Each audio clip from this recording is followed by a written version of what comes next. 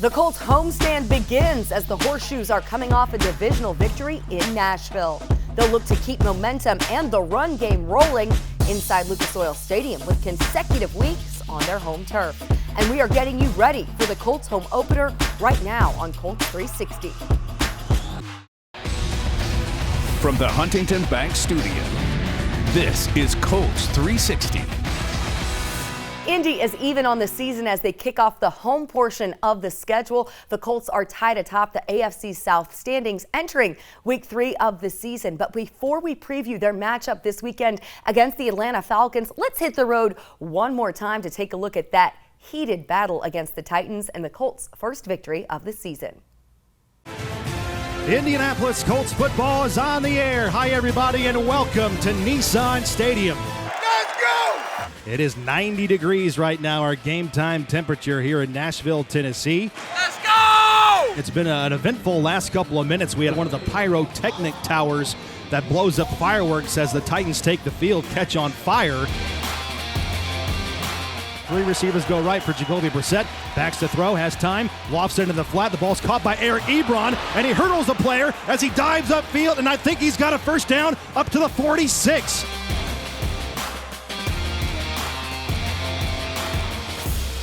Brissett going deep downfield looking for Deon Cain, and he is wrestled to the ground at the 5-yard line. There are flags everywhere. Pass interference on the Titans at the 5-yard line. They hand off right side. No, it's a shovel pass up the field to Eric Ebron, and he barrels forward across the goal line. Touchdown! A 3-yard pass from Jacoby Brissett to Eric Ebron. They can't stop us, man.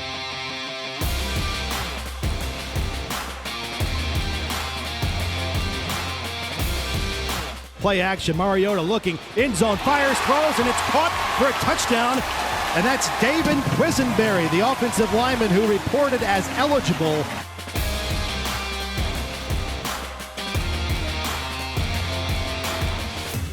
Steps up in the pocket. He is hit, evades a tackler. He's still going. He's at the 45, spins upfield. He's got a first down, I think, to the 49-yard line. Houdini. Let's go, boy!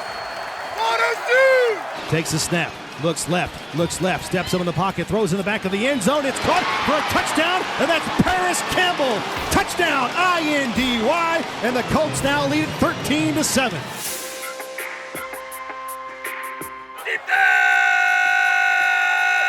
Mariota backs to throw, and he is hit. He lost the ball. The ball is loose. He was sacked. It's a fumble. Danico Autry got the sack.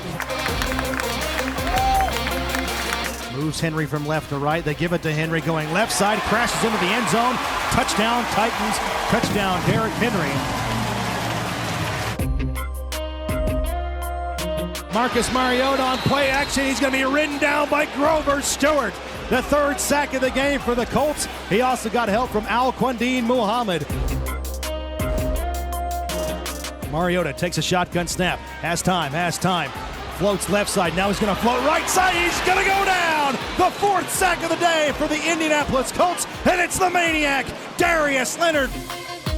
Snap ball down. Kick is on its way. Has the distance. And this one is no good. It's no good. Santos pushes it wide to the left side. Brissett on first down. Here's a counter. Goes to Jordan Wilkins. Huge hole. Wilkins is in the clear. He's at the 40. He's at the 30. Right side has one man to beat. 10. Lowers his shoulder. And he's pushed out of bounds at the 5-yard line.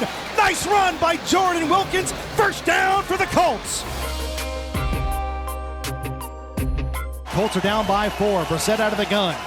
He will back to throw. Lobs it in the end zone looking for T.Y. Touchdown! Touchdown T.Y. Touchdown INDY. A 4-yard touchdown pass. Jacoby Brissett to T.Y. Hilton. We go as you go! We go as you go! Let's go! Let's go!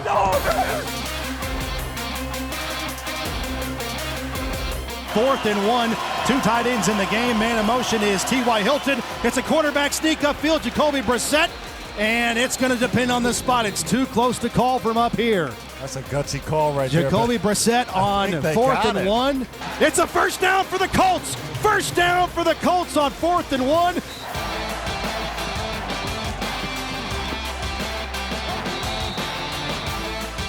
Here Here we go. Mariota backs to throw. Throws left side, and it's incomplete! It's incomplete on a slant pattern to A.J. Brown. Quincy Wilson on coverage for the Colts, and the Colts are going to win it. The Colts will win in Week 2. The Titans turn it over. They're out of timeouts. They trail 19-17, and the Colts are going to win it. There it is. 1-0. That's all. 1-0, baby. Let's go.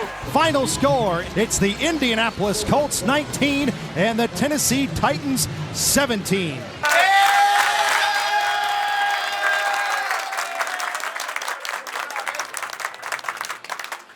Hey fellas, we talked about it last night, right? We expected a war. That's what we got. That's division football. Yes, sir. That's division football right there. That's a well-coached team. That's a tough physical team. And we went out there and we did what we had to do to walk away with a road division. Yes, sir. What this man said to all you guys is, I believe in you today. That's what he said. And what you said back to him is, I got your backside. Yes, sir. So way to go. Congratulations, Yes, sir. gentlemen. Well fought victory. Yeah. We had to have it, and we got it. Colts on 3. 1, 2, 3, go! Still ahead, Coach Reich brings the juice in preparation for the season debut in Indianapolis. How they'll attack Atlanta. That's next on Colts 360.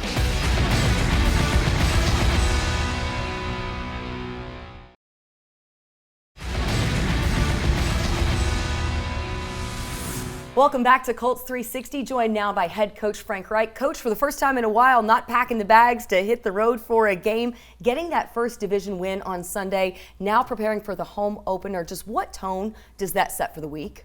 A good tone. Anytime you go on the road, and we did, a tough road division game, but our guys went out and handled it well in the heat. I might add, it was hot, right?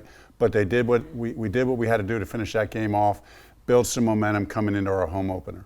Speaking of the heat, Jacoby Brissett was under pressure a number of times, was able to keep some plays alive with his feet en route to that 3-touchdown performance. Just how is Jacoby continuing to prove his poise and his composure in those high-pressure types of situations and late in games? I do think that's the key word there. It is poise. And, now in both games, in the fourth quarter, he's been at his best. And, just a lot of poise.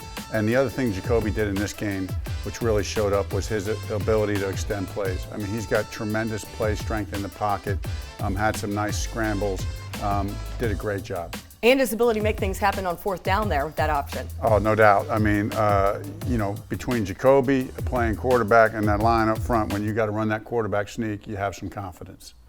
I read a quote this week after the game from Titans safety Kenny Vaccaro that he went up to Jacoby after the game. They'd never met before, and he said to him, "You're a tough player, and I respect you." He told reporters, he described Jacoby as slinging guys off his back like a wild bull. As a former quarterback yourself, to get that kind of admiration and respect from a competitor, how high of a compliment is that? I mean, I can tell you 100% for sure. There is no higher compliment. Every player. When you get something like that from an opponent, from one of your peers, that's gold. That's respect. That's what players are looking for. Last week it was Marlon Mack. This week it was Jordan Wilkins with those game-changing type of plays for you. For Jordan, having missed such significant time through training camp in the preseason, how much of a confidence builder is that for him coming off of the performance he had last week? It was a huge confidence builder. I mean, Jordan had the injury where he had that procedure done on his foot. So missed a bunch of time, but was able to step in, and because of the heat, we're rotating through a little bit more, and he just gets in there and has big runs. And so coming off a time period where you've missed a lot of practice, and now having an opportunity to get in and play such a significant role and have two massive runs that we really needed at the time. From my perspective on game days, I'm able to be on the sidelines, not only watching plays unfold right there, but also watching the dynamic on your bench. It was incredibly hot. Most guys were going to the bench, getting Gatorade, getting water. They were underneath the shade. One guy who was not in the fourth quarter was Quentin Nelson. He was on your shoulder for a good portion of that fourth quarter once he came out of the game or once the offense was off the field. What are those conversations with Quentin Nelson like in game in those scenarios? Yeah, I love those conversations. As a coach, you love, basically at the end of the day, there's nothing like being on the field on game day with the players, watching them do their thing. and Quentin and the O-line do their thing, and he's kind of the voice for those guys. And so just having an opportunity, at that time we were just talking about the run game and knowing that we were going to need something in the fourth quarter. Just kind of having a little exchange about what that might be, what he was seeing up there. But more than anything, just hearing the confidence in his voice, I just think is good interaction. Your defense wanted redemption after week 1 to close out the game. What did they prove in what they were able to do, how they were able to contain Tennessee in that final minute of the game? It was really, the defense played an outstanding game in addition to, holding them 1 for 10 on 3rd down. But then at the end to close it out like that, like you said, Lara, is huge. And to bounce back after a subpar performance in week 1, it was almost fitting and appropriate and good for us as a team that our defense could end the game for us. Back-to-back weeks continuing on the defense, 4 sacks in each of those games by committee, doing so without Jabal Sheard and then without Kamoko Toure against Tennessee. How do they continue to be so effective by committee? Because we have really talented players. They work very hard. And one thing I love about our defensive line is that unit is, like during practice during the week, when I, as the head coach, roam around and go to different individual periods, maybe the guys who are having the most fun are the D-line. Like if I had to pick one group maybe that I was going to go watch every day, I'd probably go watch the defensive line because they work really, really hard and they have a lot of fun doing what they're doing and they're together. And it's fun to see those guys, for us to have the productivity, getting sacks, and for it to being spread out amongst those guys. We have some really good players up there and hope that we can continue to get that production from multiple players. You were asked last week, I believe it was, about Adam Vinatieri, and you noted that you've seen a number of players, you've coached a number of players through different slumps or struggles in their careers. Of course, a guy who has 24 years in the league, the NFL's all-time leading scorer, he's able to do quite a bit of self-coaching. But in any coaching scenario, regardless of a player's experience or his accolades, how do you help a guy through that type of scenario where he's maybe struggling with performance on the field? Because I know that there are probably coaches out there at their respective levels who would love to hear the insight that you have in helping to coach their players through those tough periods. Well, no doubt. And like you said, it's hard to have any kind of comp compared to Adam because you're usually not coaching a guy that standard to compare to. Yeah, that has played that many years.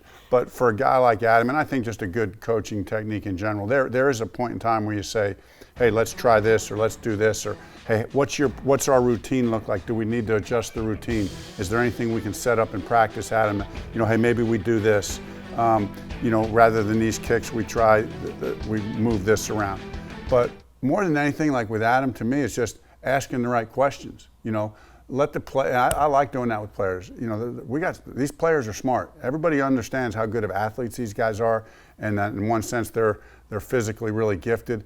But these guys are really smart. They didn't just get to here playing in the NFL for the Colts by being physically talented. They're really smart football players. So a great technique as a coach is just to let them rediscover the right answer by asking the right questions.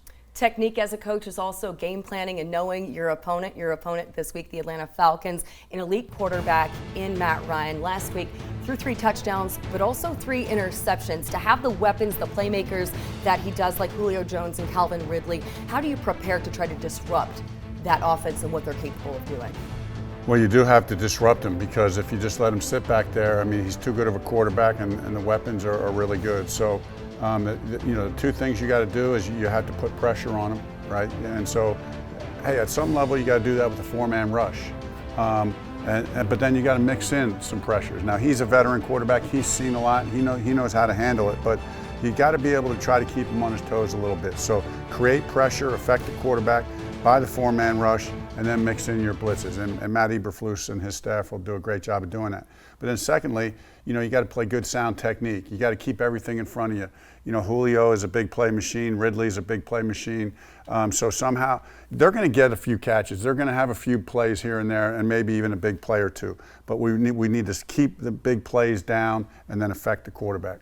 Back-to-back weeks on the road is tough at any stretch of the season, especially to start the season. How do you describe just the level of excitement this is for your team to play in front of their home crowd for the first time this regular season? It was good. It was from the schedule standpoint, I always think the schedule's good no matter what. But, you go on the road for 2 weeks against 2 really good opponents.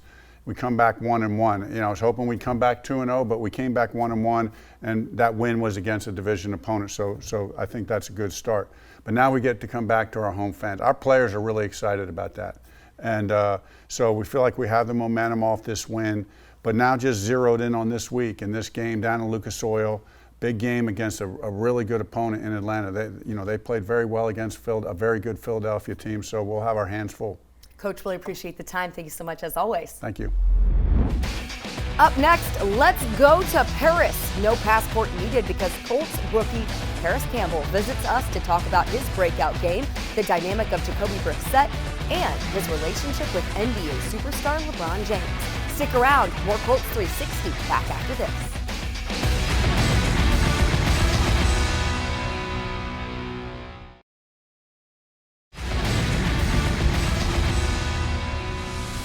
Welcome back on Colts 360. One of the guys who's been the most popular among the media. Everybody has wanted to talk to Parris Campbell this week because of that first career touchdown that you had on Sunday in Nashville. Afterward, you said on Twitter your celebration was trash. What is that about? What was so bad? Because, I don't know, I just wanted to do more. I just wanted to show like my personality more. I had something planned, but in that moment I just kind of froze up. But I got it next time, though. What was that feeling? What was that reaction that you had that was so overwhelming in the end zone that just kind of overtook you? You know, it was just something that I always dreamed of, you know, just having that first NFL touchdown. So, you know, when it came about, you know, it happened in real time. It still kind of felt surreal to me. And I was just trying to, you know, enjoy the moment and just, you know, a lot of excitement was over me. So I was just in the moment. What is a more worthy touchdown that would better illustrate your personality in terms of a celebration? I don't know. I'm gonna keep it a secret. I got something coming, and okay. I don't want to spoil it. Okay, so you're gonna keep us waiting. Yeah, for sure. One of the certainly most popular, you know, Buckeyes, Kirk Herbstreit was among those who reached out to you. Of course, one of the big ESPN personalities, College Game Day, all of that. How cool is it to see people who are continuing to follow your career so closely, going from college to the NFL? Yeah, it's awesome. You know, Kirk, he was one of the guys that I talked to a lot throughout college. You know, just giving me motivation, and it's cool, you know, to see guys like that like still keeping up. You know, it's also added motivation. You know that you got a support system behind you, and you know guys are cheering you on, so it's cool. There are, of course, a ton of former Buckeyes who are in the NFL. Starting the regular season, there were 44 of them on active NFL rosters. About 13 teams, I believe, had at least 2 former Ohio State players on their roster. There are 3 of them in this locker room here. You have yourself, you have Malik Hooker, Tyquan Lewis. How much fun is it to have that rapport with those guys here? It's amazing. And, you know, when I first got drafted here, you know, I was kind of, you know, worried about, you know, who I'd be, you know, in the mix with. You know, so knowing that Malik and Tyquan were here, you know, it was just a sense of comfortability, and knowing that I'll, you know, be stepping into a program where I know some guys, and, you know, those guys that we were really close in college. So, you know, it's fun to be around those guys again. How tough are you guys going to make things on Devin Funchess? I know that he's on IR right now, but I mean, come into November, you've got that Ohio State-Michigan matchup to look forward to. A little bit of trash talking in the locker room. Oh, for sure. You know, I've been trying to stay quiet, you know, because I'm still like the young guy in the room. But, you know, come that week, you know, I feel like I got a lot of trash talking to do. You're an Akron native, which is the same high school as LeBron James. He's, of course, a huge Ohio State fan and has become a big fan of yours. You guys have quite a friendship. How has that developed? It's developed just over the time. And, you know, it started in high school. You know, I would say my senior year of high school is kind of, you know, when that relationship started. And just throughout college, you know, he's always been following me, always been giving me motivation. And kind of just always been, you know, a guy, you know, there for me in my corner. And just from the same area, you know, we kind of experienced the same things growing up. So we know that, understand the struggles, and, you know, just to be succeeding like we are, you know, is huge, you know, for kids back in Akron. So, you know, we stay connected. It's cool. He's regarded as being an incredible football talent. Of course, those 2 years of varsity football that he played, I think he still has, you know, top 10 marks in receptions and touchdowns. Maybe had he chosen the route of going into football, how would you see him having a presence in the NFL and being a factor in the league? Oh, I think he'd be dominant. I mean, you look at his size, and I mean, it speaks for itself. And then the athleticism he shows in the basketball court, I'm pretty sure it could translate to the football field for sure. Be one of those tight ends, almost like Mo Alley Cox, who transitioned from basketball into football. Just throw it up, let him go get it. Yeah, for sure. You not only captured state titles in football in Akron High School, St. Vincent, St. Mary High School, also in track and field. Ohio State has just an incredibly storied track and field program. Was there any consideration for you to being maybe a dual sport athlete? Did you maybe want to pursue some of that track and field? Early on, I definitely did. But it was a sense of, the track coach versus our strength coach, and the track coach wanted me to cut weight, and at that time I was, a freshman coming in, so I needed to gain weight. So it was just, it was an imbalance there, and it was just been a lot at the moment. And then I was still trying to find my way, to earn keep on the football team, and try to create a role for myself. So it was just a lot of back and forth and imbalance. But I would have loved to do it. I think if I can do it all over again, I probably would do it. But I can't go back. What are those things that you reflect on from track and field that maybe helped you make that transition and make an impact so quickly in college football? Just maybe those things that you learn, things that you build in track. Yeah, I would say just the nature of both sports. You got a fast athlete in both sports. The speed of the game picks up, especially from high school to college to the pros.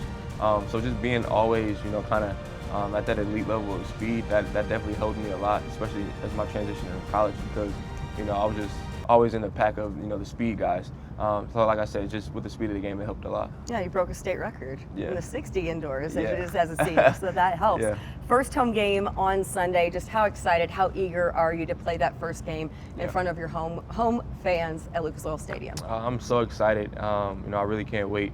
And I'm no stranger to that stadium. We play the Big Ten championship there all the time. But it's gonna be fun, to see Indianapolis fans in the crowd. It's gonna be a blast for sure. All right, thank you so much, Parris. Look forward to that game. Look forward to seeing whatever that touchdown celebration is that you have up your sleeve. Hopefully it'll come this week. Sure. All right, for Matthew Dominic, Mike Stevens, Connor Handel, Kevin Connors, Matt Wilkening, and Harrison Pogue, I'm Lara Overton. We'll see you next time on Colts 360.